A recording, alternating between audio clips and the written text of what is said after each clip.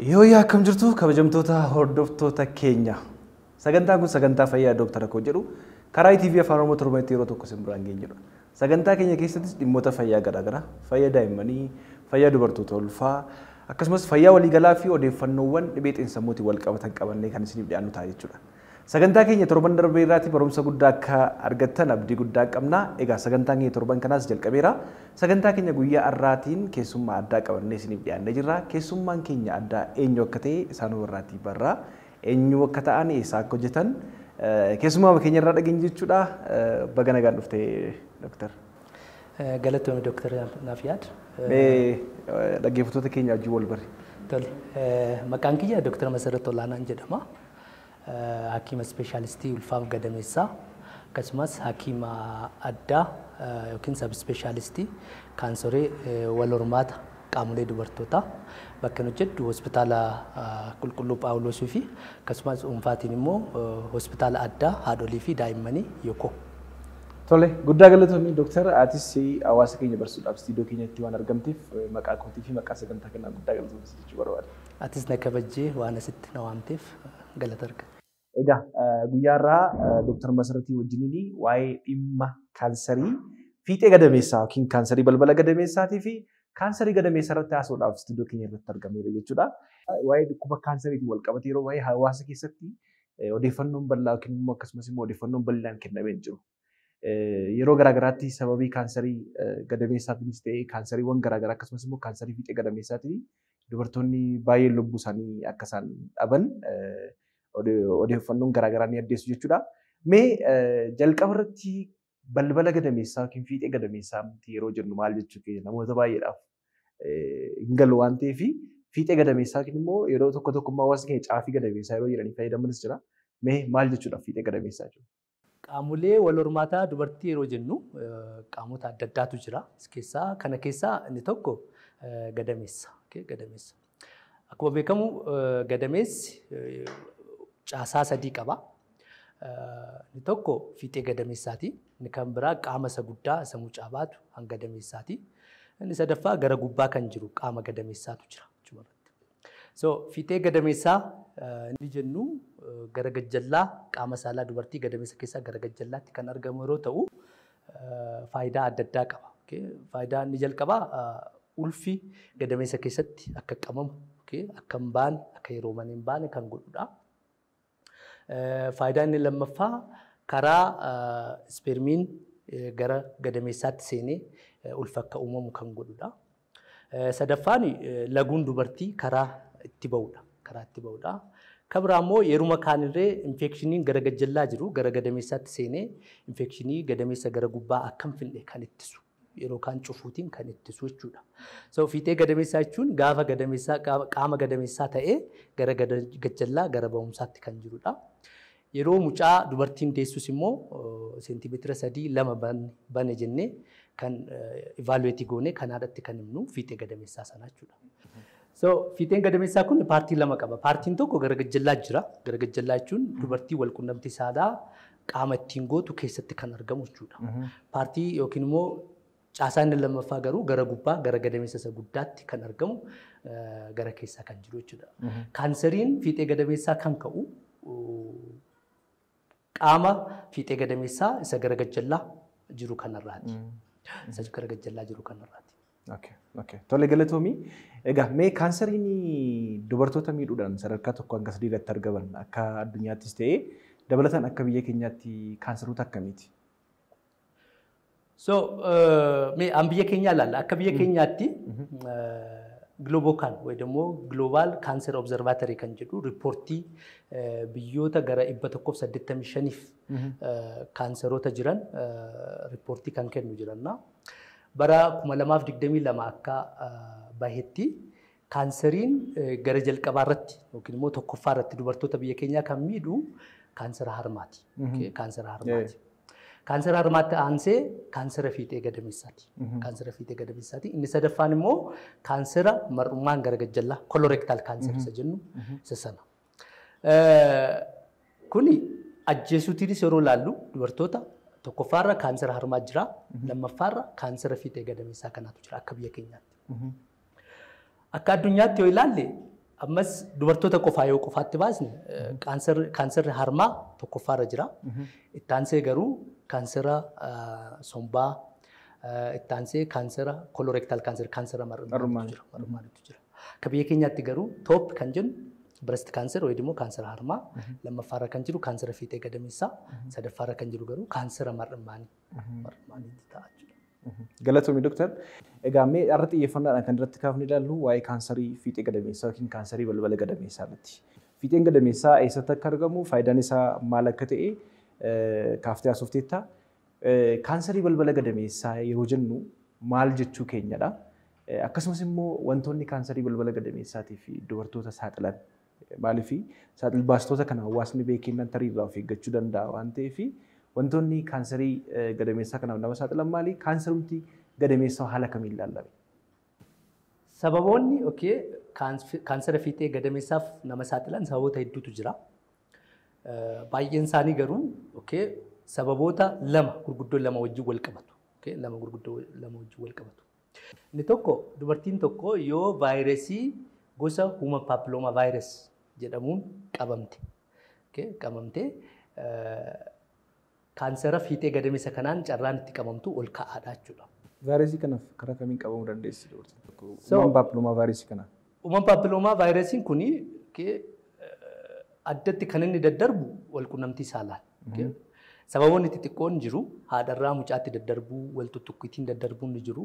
Garuu karaan itti daddarbu inni guddaan sababa walqunnamtii saalaatiin.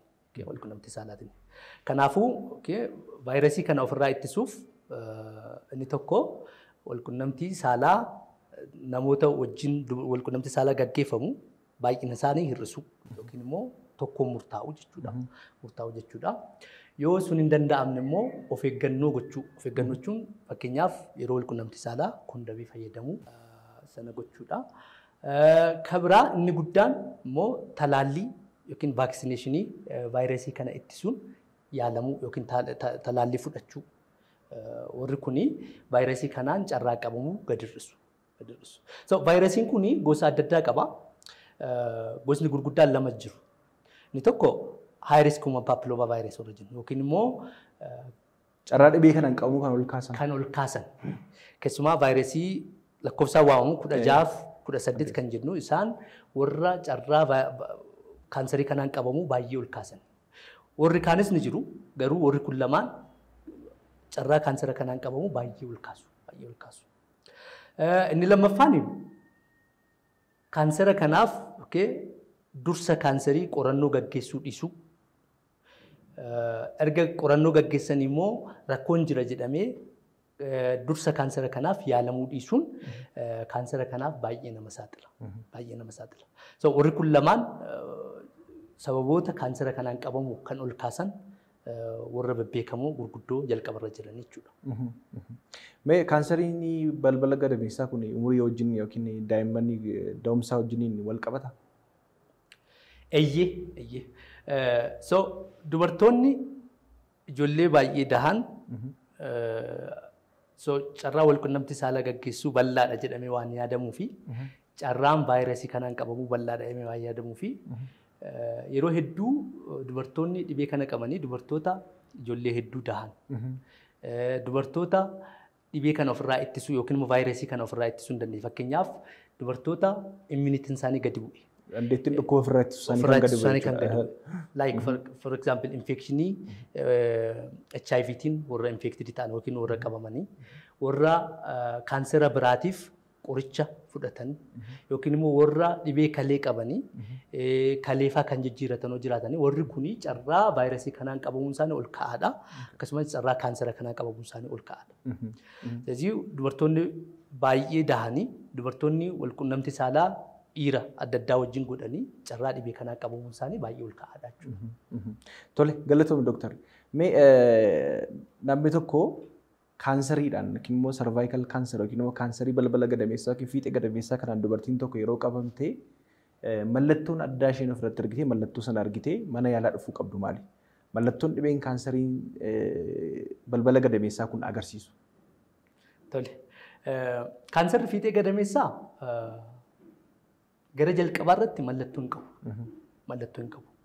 Kanaaf immoo biyyoota guddatanitti qorannoo dursa kaanserii gadameessaa waan godhaniif yeroo hedduu sadarkaa jalqabaa irratti yookiin immoo otoo kaanserii hin ta'in waan beekamuuf mallattoo hedduu otoo hin fidin yaalii barbaachisaa ta'e argatu jechuudha. Kanaafuu kaanserri kun waan namaa otoo hin fidin sadarkaan isaa otoo hin ka'in akka beekamu gochuuf qorannoo sana gaggeessuun baay'ee barbaachisaadha. Biyya keenya keessatti ilaalte garuu dubartoonni hedduun qorannoo kana hin gaggeessanii erga sadarkaan isaa ol ka'ee gara keenyatti dhufu waan ta'eef mallattoo adda addaatiin nutti mul'atu. Mallattoon jalqabaa walqunnamtii saalaa erga gaggeessanii booddee dhiiga arguu, mallattoo dhiigaa arguudha. So kana jechuun dubartiin kamuu erga walqunnamtii saalaa gaggeessitee booddee dhiigni ba'aa taanaan qorannoo gaggeeffamee kaansera fiixee gadameessaa hin qabdu amma jedhamatti nuti kan yaadnu dubartiin kun kaansera fiixee gadameessaa qabdi jenneeti yaadna. Otoo qorannoon gaggeessin dura jechuudha. ስለዚህ inni jalqabaa maaltu ta'a? Dhiiga qabdi jechuudha. Dhiiga erga walqunnamtii saalaa booddee dhiiga argite jechuudha. Yoo irra turaa deemee dhangala'aa karaa qaama saalaa kan baay'atee fi kan foolii hamaa qabu argite jechuudha. Foolii hin taane kan qabu dhangala'aa isa duratti beektirraa dhala kan baay'atu fi kan foolii qabu argite jechuudha. Yoo kana ofirra dursite kaanserri sun ol guddachaa deemee karaa fincaa'aa irratti rakkoo fidaa. Karaatti sagaraan ba'u irratti rakkoo fidaa. Fincaa'aa irratti dhiiga arguun jiraata. Dhukkubbii gara miillaa deemu karaa naannoo qaama saalaa ka'e karaa miillaa kan deemu sana ni argiti. Miilla irratti dhidhiita'uun ni dhufa. Kuni yeroo kaanserri sun sadarkaa ol ka'aa irra ga'u turte jechuudha. Kanaafuu mallattoon inni jalqabaa maal ta'a jechuudha? Dhiiga arguu fi dhangala'aa baay'ate foolii kan qabu arguu. Suni jiraannaan daftee dubartiin tokko gara mana yaalaa deemuu qabdi. Tole, galatoom jalqaba irratti akkuma kaaftee kaanseriin balbala gadameessaa kunneen mallattootu agarsiisan dura yookiin immoo tunni sadarkaa kaanserii hamaarra hin ga'in dura qoratamee yookiin immoo dursanii qoratamanii ilaalamuun ni danda'ama yaada jedhu kaafteetta. Mee wantoota dursanii qoratamanii ilaalamu yookiin immoo screening kan jedhu kanarratti yeroo ammaa kana kallattii garaagaraatiin gama fayyaatiinis hospitaalonni akkasumas immoo even sadarkaan gadiitti illee qorannoon dursaa kaanserii balbala gadameessaa akka kennamaa jira. Plus akka kennamuuf immoo awarenessiin garaagaraa yeroo itti kan gama miidiyaatiinis ta'e gama ministeera fayyaatiin kennamaa jiru argaa jirra. So mee dursanii ilaalamuu yeroo jennu yookiin immoo kaanserii kanaaf dursanii ilaalamuu yeroo jedhamu maal jechuudha? Wanti ilaalamu maali? Meeshaa akkamiitiin immoo ilaalamu? Tole.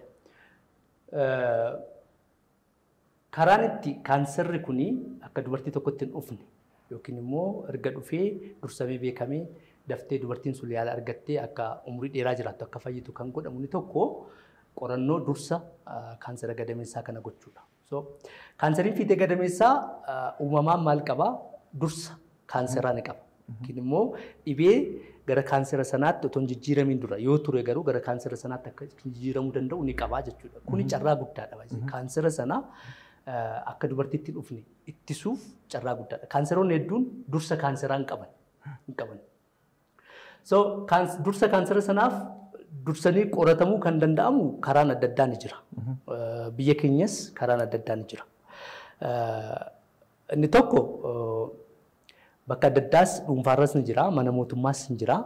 Inni tokko paappismiirii kan jennu. Paappismiirii jechuun caafii yookiin immoo fiixee gadameessaa sanarraa seelota fiixee gadameessaa sanarraa fudhannee saamuuda fudhannee saamuudni suni dursa kaansera fiixee gadameessaa sana qabamoo hin qabu jennee adda baafna. Yoo sana qaba ta'e yaala sanaaf ta'u ni qabna. Yoo sana hin qabu ta'e garuu waggaa 3tti dubartiin ammas irra deebitee akka itti fuftu gorsinee gadhiisna jechuudha. Inni kun garuu xiqqoo gatiinsaa ol ka'aadha. Haadholiin biyya keenya keessaa yeroo hedduu sana affordiin godhan yookiin immoo kaffalanii yookiin gatiitti baasanii sana qorannoo sana gaggeessuu hin danda'an.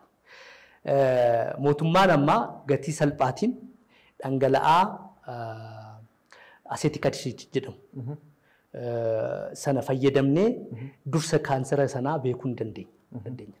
Bakka adda addaa mana yaalota gadi bu'oorarree wanti sun gaggeeffamaa jira. ስለዚህ sanaan ilaalamee sanaanis immoo yoo dhibeen dursa kaansera gadameessaa sana hoo jiraate bakkuma sanatti yeruma sana akka yaalaman ni goona. Maal jedhama suni see and treat jennaan.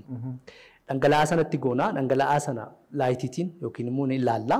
Yoo dursa kaansera sanaaf seeliiwwan naannoo san miidhamanii yoo jiraatanii achuma sanatti dubartiin akka yaalamtu goona. Sana booddee waggaatti ilaallee rakkoon hin jiru ta'e ammas waggaa sadiin dubartiin akka itti fufnu goona jechuudha. Kanaafuu bakka jirtan hundatti hospitaala naannoo keessanii deemtanii yaalli kun yoo kennama ta'e qorannoo kun yoo kennama ta'e qorannoo sana gaggeessuun yoo rakkoon jiraate dafanii yaalamuun kaansera kanaan akka hin qabamneef baay'ee tajaajila jechuudha dubartiif. Okay. Dursanii ilaalamuu kanarratti fakkeenyaaf amma namoonni baay'een dubartoonni baay'een ilaalamuu barbaadu.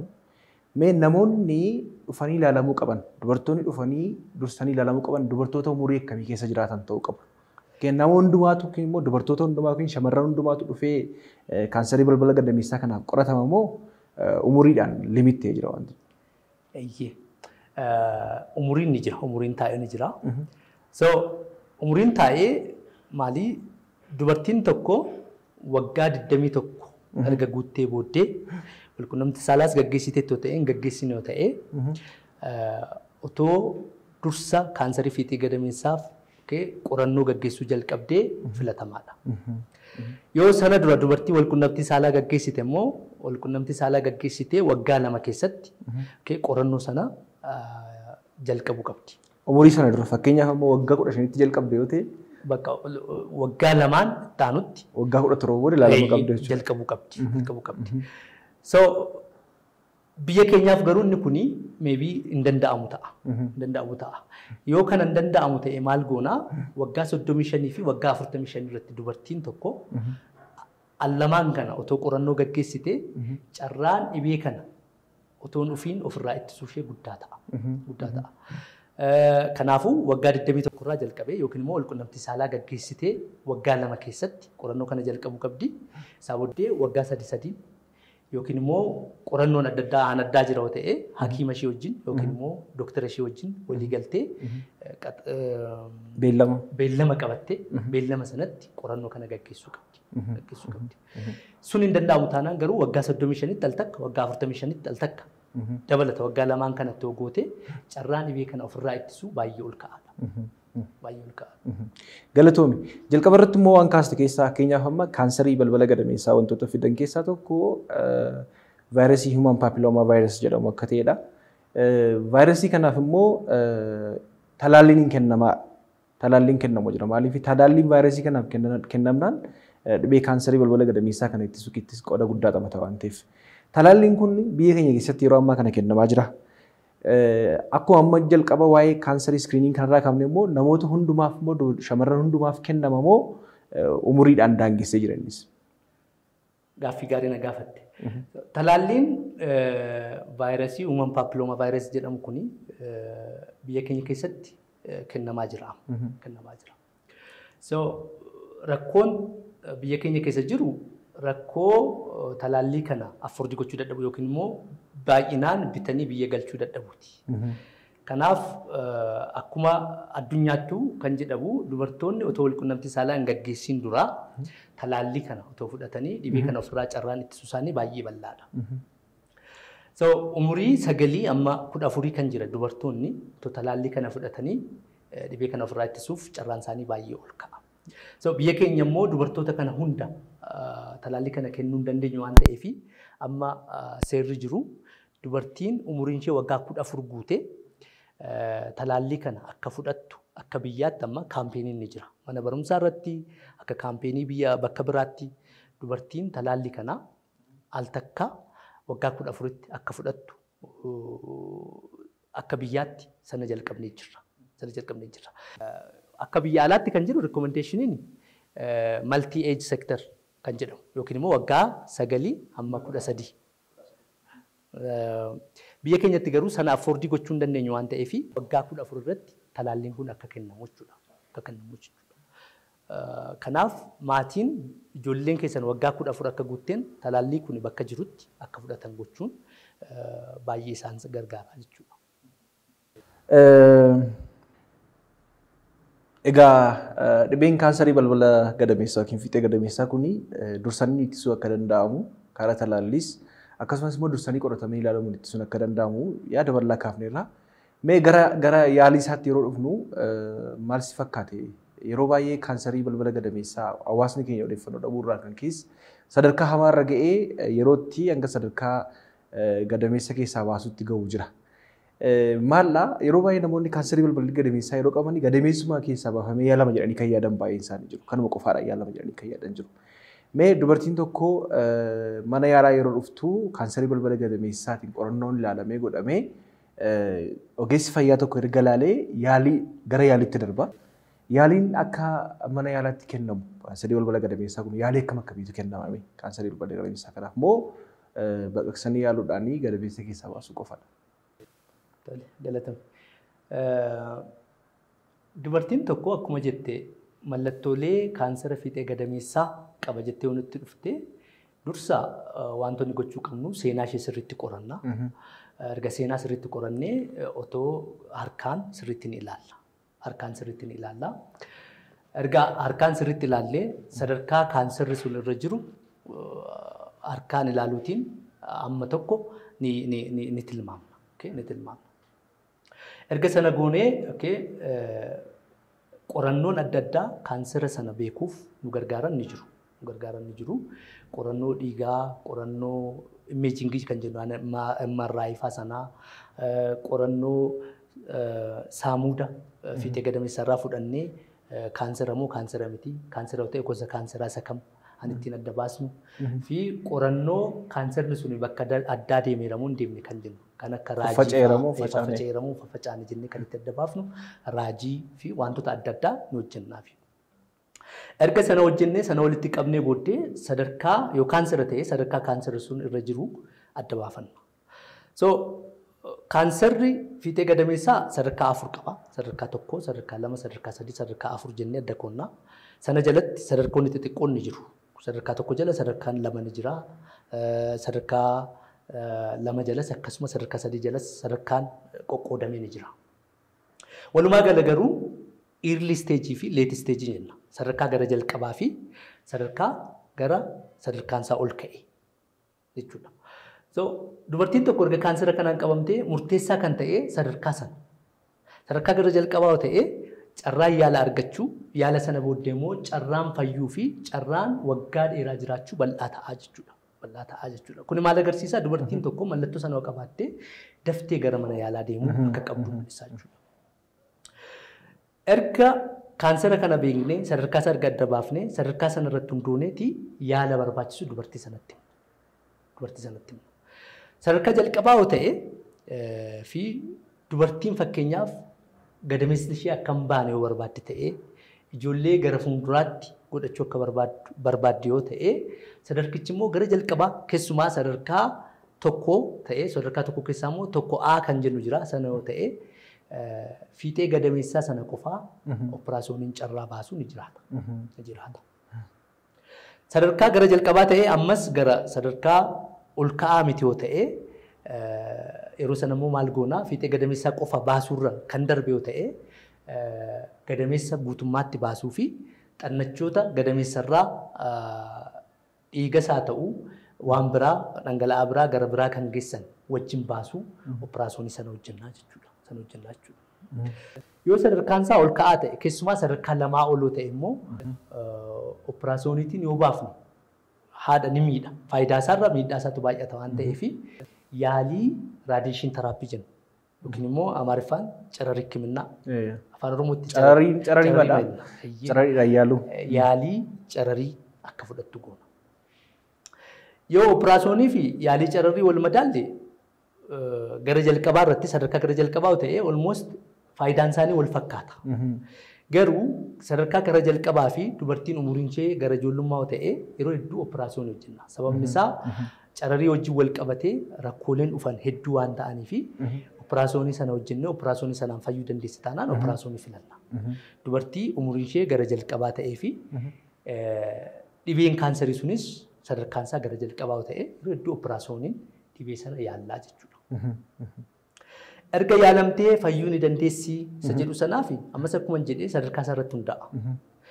Sadarkaan isaa gara jalqabaa taanaan Operaasyoonii hojjennee operaasyoonii sana booddee immoo wanta baafne sana akka ilaalamu goonee sanarratti hundoonee ammas gara jalqabaa ta'ee sadarkaan dubartiin sun fayyuu waggaa dheeraa jiraachuu baay'ee ol ka'aadha.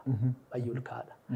Sadarkaan isaa gara dhumaa yookiin immoo gara ol ka'aa taanaan garuu yaaluma booddee yeroo itti fayyaa irree yeroo booddee dhibeen sun carraan deebi'ee dhufu ol ka'aadha jechuudha. Kanaafuu mallattoon jira taanaan dafanii gara mana yaalaa deemuun dhibee sanarraa carraan fayyuu carraa yeroo dheeraa jiraachuu ol kaasaa jechuudha. Baay'ee galatoomii Dooktar. Sadarkaadhaan yaalii barbaachisu akkamitti yaaliin akka kennamuu danda'u nuuf kaafteetta. Kaansariin balbala gadameessaa kun yaalii hin argatu yoo ta'e, yaalii gahaa hin argatu yookiin yaalii hin argatu yoo ta'e rakkoo akkamitti dubartoota irra ga'uu danda'a? Tole, kaansariin fiixee gadameessaa haalli faffaca'insaa isaa jalqaba naannoorraa jalqaba. Naannoo jechuun fiixee gadameessaa, naannoo fiixee gadameessaa qaamolee jiran jechuudha. Kan akka ujummoo fincaanii yookiin immoo afuuffee fincaalii kan akka karaa sagaraan ba'uu fi qaamolee naannoo sana jiran irratti jalqaba faffaca'a. Sanarra darbee immoo karaa xannachootaa fi karaa dhiigaa bakka adda addaatti faffaca'a. So dhibeen kun yaalan arganne taanaani akkuma faffaca'aa deemuun akkuma guddachaa deemuun rakkoolee adda addaa fida. Karaa fincaanii irratti rakkoo fidaa, dhaqee amma cufuutti, karaa sagaraan ba'u irratti rakkoo fidaa, akkasuma ammas dhaqee amma cufuutti, gara sombaa, gara tiruu fi gara sammuus ta'ee gara dhumaa irratti ni deema. Dhumarratti sadarkaa hamaarra ka'ee dubartii sadarkaa ajjeesuurra ga'a jechuudha. Yaalan argattu taanaan shakkii tokko malee dubartiin kaansara sanaan yeroo booddee ni duuti jechuudha. Dooktar, egaa kaansariin naannoo gadameessaa jiran keessaa kaansarii fiixee yookiin immoo kaansariin balbala gadameessaa dubartoota hedduu lubbuu isaanii dabarsaa akka jiru nuuf kaafteetta. Achuma immoo naannoo sana gadameessuma keessaa immoo keenyan gadameessaa yookiin immoo keessoon gadameessaa kaansariin keenyan gadameessaas yeroo itti sadarkaa dubartoota hedduu dhiiga garmalee akkasumas immoo akka isaan lubbuu isaanii darbuuf saaxilus ni jira jechuudha. Mee kaansariin keenyan gadameessaa yookiin immoo keessoo gadameessaa kanaaf immoo wantoonni nama saaxilan yookiin immoo dubartoota saaxilan maal fa'aadha? Mallattoonni kaansariin keenyan gadameessaa kun dubartiin tokko keenyan gadameessaa ishee kaansarii yoo qabame mallattoo akkamii immoo agarsiisuu dandeessi? Keenyan gadameessaa jechuun qaama gadameessa keessaa ta'ee kan mucaan keessatti guddatu. Gara keessaa kan jiru kan mucaan keessatti guddatu ta'ee isa gara keessaa jiru argamu. Gadameessi keenyan sadii qaba, caasaa sadii qaba.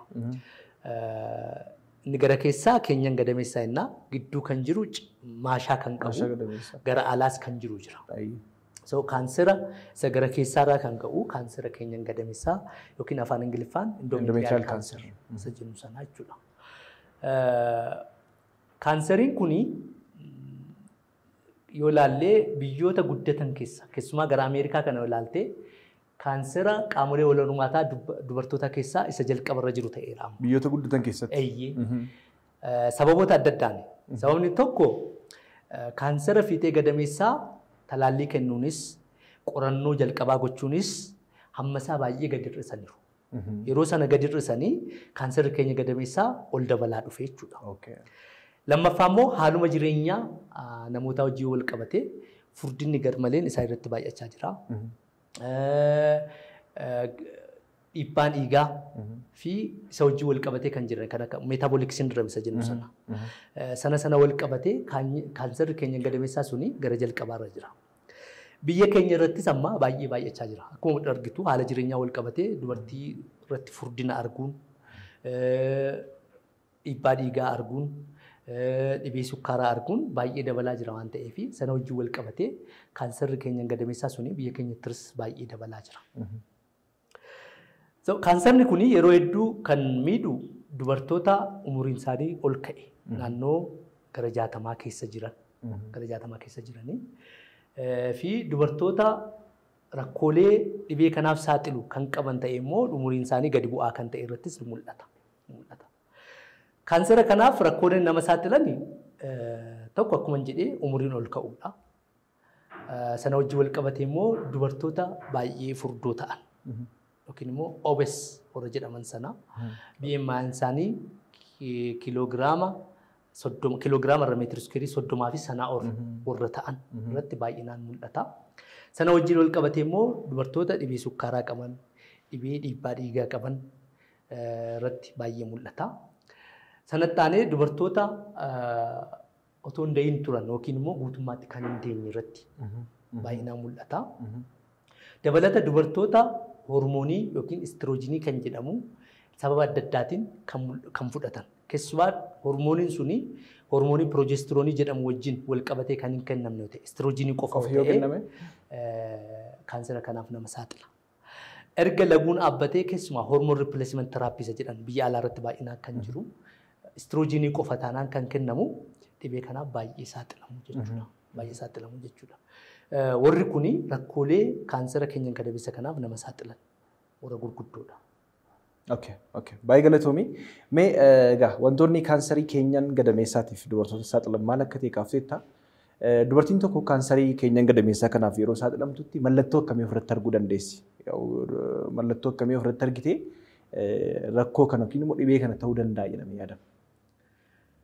Tole, kaanseroota wal hormaata dubartii kaanseraa keessaa kaanserri of mul'isuun beekamu yookiin mallattoo qabaachuun beekamu kaansera keenyan gadameessaa kana.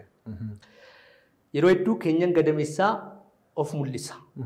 Yoo dubartiin ulfataa ta'e hin guddatan beektamti ture. Yoo dhiigni ba'aa ta'e gadi baasa malee achitti hin qabatu. Yoo wanti du'e keessa jiraate immoo of keessaa baasa. Fakkeenyaaf dubartiin ulfii yoo mucaan keessatti miidhame yeroo hedduu dafee ciniinsuun jalqabaachuudha. Kanaaf keenyan gadameessaa yeroo hedduu dubartiin ofishee ofirratti beektee gara hakiimaa yoo waan hin deemneef malee yeroo hedduu mallattoo ni qabaata. Mallattoon isaa inni yeroo hedduu mul'atu dhiiga arguudha. Keessumaa dubartiin erga laguun ishee dhaabbatee otoo wal qunnamtii saalaan gaggeessin callistee dhiigni karaa qaama saalaa ba'aa taanaan amma dhaqxee yaala argattee kaansera keenyan gadameessaa hin qabdu hin jedhamnetti nuti kan jennu dubartiin kun kaansera keenyan gadameessaa qabdi jennee fudhanna. Kanaafuu mallattoon jalqabaa maal jechuudha? Dhiiga karaa qaama saalaa arguu jechuudha. Yoo irra ture dhangala'aa foolii qabu, dhangala'aa baay'ee ta'ee karaa qaama saalaa ba'u jechuudha. Ammas dubartiin mana yaalaan deemtu taanaan irra turraalee kaanserri sun hin faffaca'a waan ta'eef dhiita booddee immoo dhukkubbii booddee immoo gara adda addaatti yeroo faca'u immoo mallattoolee qaama bakka faca'e sana wajjin wal qabatee jiru agarsiisu. Warri kuni mallattoolee kaansera keenyan gadameessaa wajjin wal qabatanii dhufan jechuudha. Keessattuu waan tokko kaafteetta amma umuriin kun umurii 60 ol keessatti dubartoota irratti akka mul'atu kaafteetta. Akkuma beekamu yeroo umurii sana keessa immoo dubartoota baay'ee irratti marsaan laguun dhaabbata. Keessattuu dubartoonni hordoftoonni keenya hordofaa jiranii dubartoonni marsaan laguu isaanii erga irraa dhaabbate booda dhiiga argan immiidiyeetlii mana yaalaa akka isaan dhufuu qaban illee asumaan dhaamsa keenya dabarsuu barbaanna. Mee gara ittaanutti yeroo daballu mee mallattoon isaa maal akka ta'e nuuf kaafteetta dubartoota irratti mallattoo akkamii akka inni mul'atu. Dubartoonni mallattoo kana yommuu ofirratti argan egaa mana yaalaa dhufu mana yaalaa erga dhufanii booddee immoo ilaalamu qorannoon isin godhamaa fi qorannoo erga godhamee booddee mee yaaliin gama seektara fayyaati yookiin immoo gama hospitaala yookiin mana yaalaatiin kennamu maal fakkaata? Tole. Kaanserni keenyan gadameessaa akkuma jettee mallattoo kana yoo qabdi ta'e dubartiin nu bira dhufnaan jalqabaa akkuma jettee seenaa dubartii sanan gaafannaa. Isaa booddee harka keenyaan ilaalla. Harka keenya erga ilaallee booddee qorannoolee barbaachisu ni ergina. Qorannoota barbaachisan keessaa gurguddaan kaansera kana beekuu fi tokko saamuuda keenyan gadameessaa irraa fudhannee qorannoof erguudha. Suni baay'ee barbaachisaadha. Sana booddee saamuunni suni kaansera erga nuun jedhee booddee kaansera sana sadarkaan isaa ol ka'aa moo ol ka'aa miti jennee adda baafachuuf imeejingii adda addaa kan akka altiraasaawundii, MRI, CT scaanii kan jedhamu ni ergina jechuudha. Sanarratti hundoonee sadarkaa sana erga adda baafnee booddee yaala adda addaatu dubartiif kennama. Darbee akkuma isin jedhee dubartoota umuriin isaanii ganaa ta'e gara fuulduraatti gadameessi isaanii taa'ee ijoollee godhachuu kan barbaadu yoo ta'ee fi barbaadan yoo ta'ee fi kaanserri sun sadarkaa gara jalqabaa yoo ta'e yaala hormooniitiin yaaluu dandeenya. Hormooniitiin yaaluu dandeenya. Hormooniin sun bifa adda addaan ni jira. Bifa adda addaan ni jira. Sana ni kennuu ni dandeenya. Yeroo hedduu garuu biyya keenyatti hormoonii sana argachuun ni rakkisa. Hormooniin sun yoo argames immoo ji'a 3, ji'a 4, ji'a 5 akkasitti fufuu dandeenya waan ta'eef birrii hedduu koostii godha waan ta'eef akkuma isin jedhe immoo dubartoonni yeroo hedduu dhibee kanaan qabaman umuriin isaanii kan deemee fi erga laguun dhaabbatee waan ta'eef yaalli inni guddaan dubartoota kanaaf godhamu operaasyooniin dhibee kana baasuudha.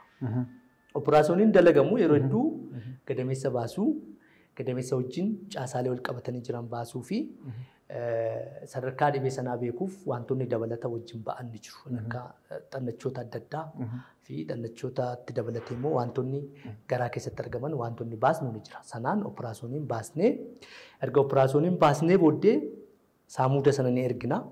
Saamuuda sana irratti hundoonee yaalli dabalataan barbaachisamoo barbaachisu jennee adda baafna jechuudha. Kanaafuu yaalli inni guddaan kaansera keenyan gadameessaaf godhamu operaasyooniin dhibee sanaa fi dhibee sana wajjin wal qabatanii kan jiran baasuu jechuudha. Tole galatoomii Dooktar sagantaa keenya gara xumuraatti fidaa jirra. Kaanserii balbala gadameessaatii fi kaanserii keenyan gadameessaa irratti kan haasa'aa jirru. Kaanseriin keenyan gadameessaa yaaliin isaa maal akka fakkaatu dhumarratti nuuf kaafteetta. Mee kaanserii keenyan gadameessaa kana akkamitti ittisuun danda'ama? Yookiin immoo dursanii of eeggannoo gochuun ni danda'ama akka dhibee kaanii? Kaansera keenyan gadameessaa kaansera fiixee gadameessaa irraa adda kan godhu inni tokko akka kaansera fiixee gadameessaa sana ittisuun danda'amu kaansera keenyan gadameessaa ittisuun baay'ee ni rakkisa. Garuu dhibee sana akka hin dhufne sadarkaa isaa gadi buusuuf wantoonni godhaman ni jiru. Godhaman ni jiru. Inni tokko sila akkansiin jedhee yeroo hedduu kaanserri kun kan mul'atu warra furdina garmalee qaban, warra dhiibbaa dhiigaa qaban, warra metabolic syndrome yookiin immoo rakkoo kolestiroolii fa'aa qaban irratti mul'ata waan ta'eef wanta sana ofirraa ittisuun rakkoo kaansera kanaan qabamu gadi buusa. Sana akkamiin ofirraa ittisnaa inni tokko exersaayisii gochuu, physical activity yookiin ispoortii adda addaa hojjechuutiin kiiloo ofii hir'isuu. Lammaffaa nyaata ofii murteessuutiin yookiin akka hakiimni nyaataa isinitti himeen nyaata ofii murteessuutiin kiiloo ofii hir'isuu dhiibbaan dhiigaa akka isinitti hin dhufne ofirraa ittisuutiin carraa kaansera kanaan qabamu ittisuun ni danda'ama. Rakkoolee kaansera kanaaf qabamuutiin ol kaasan keessaa isa tokko kan sitti himne maatii keessa kaanserri kun jira taanaan carraan maatiitiin daddarbu faamilii stresa jennu sana haati yoo qabaatte ilmoon fi firoonni naannoo sana jiran iyyoo jiran carraa sanaan qabamu baay'ee bal'aa waan ta'eef dubartiin haati yookiin obbolaan kaansera kana qabammoo erga ijoollee deessee fixxee booddee gadameessi ishee akka operaasyoonii ofirraa gochuun carraa kaansera kanaan qabamu baay'ee hir'isuun ni danda'ama. Inni sadaffaa immoo yoo hormoonii fudhachuun dirqama ta'e erga laguun dhaabbates haa ta'u sababa adda addaatiin hormooniin suni gosa kamii akka ta'e hakiima ofiitiin yookiin dooktara ofiitiin mariisisanii istiroojiinii qofaa akka hin taane murteessuun baay'ee barbaachisaadha jechuudha. Kana gochuutiin kaansera sana ofirraa ittisuun yookiin immoo carraa kaansera kanaan qabamuu baay'ee gadi buusuun ni danda'ama. Tole galatoomii dooktar egaa fayyaa haadholiidhaaf akkasumas immoo iddoo haadholii baraaruudhaaf odeeffannoo fayyaa dhimma kanarratti kennuun ittisarratti gaariidha jennee yaadna.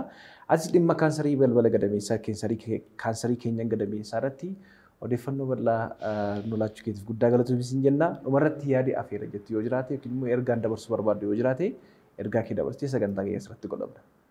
Tole. Ergaan dhumarratti ani dabarsuu barbaadu ergaa sadiidha. ergaa sadan sana keessaa ergaan lama kaansara fiixee gadameessaa wajjin wal qabateeti. Tokko haadholiin mana jirtanii ijoollee keessan waggaa 14 guutanii jiran talaallii vaayirasii kaansara fiixee gadameessaa fiduun beekamu kanaaf akka fudhatan akka jajjabeessitan isiniin jedha.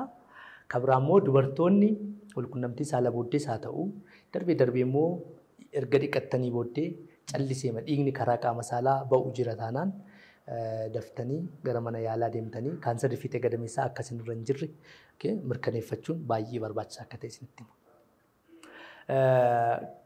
Keenyan gadameessaa yookiin immoo kaansara keenyan gadameessaa wajjin wal qabatee dubartoonni laguun keessan erga dhaabbate booddee dhiiga karaa qaama saalaa baay'inni isaa hammam haa ta'u yeroon isaas hammam haa dheeratu haa gabaabbatu jira taanaan dhiigni suni kaansara keenyan gadameessaa wajjin kan wal qabate ta'uu danda'a waan ta'eef daftanii mana yaalaa deemtanii kaansarri keenyan gadameessaa isinirra kan jirre akka mirkaneeffattan jedheen isinitti himaa. Galatoomii Dooktar. Tole galatoomii Dooktar istuudiyoo keenyatti argamtee odeeffannoo waa'ee kaansarii balbala gadameessaaf keenyan gadameessaa hawaasa keenyaaf dhiyeessuu keetiif guddaa galatoomii siin jedha ulfaadhu. Egaa kabajamtoota hordoftoota keenyaa waa'ee kaansarii balbala gadameessaatii fi kaansarii keenyan gadameessaa ilaalchisee sagantaa nuti Dooktar Masaratii wajjin goone irraatti barumsa guddaa akka argattan abdii guddaan qaba. Sagantaa kana irrattis waa'ee kaansarii balbala gadameessaaf keenyan gadameessaa akkamitti akka ofirraa ittisuu danda'amu dabalataan immoo mallattoo akkamii akka agarsiisuu fi yaalli isaa maal akka ta'e bal'inaan Dooktar Masaratii nuuf ibsanii jechuudha. Sagantaa torban dhufuun hanga walitti deemnutti nagaan nuuf turaa isiniin jenna. Sagantaa kana qopheessuudhaan kan isin waliin ture Dooktara keessan Dooktar Naafii Argeetudha. Ulfaadha.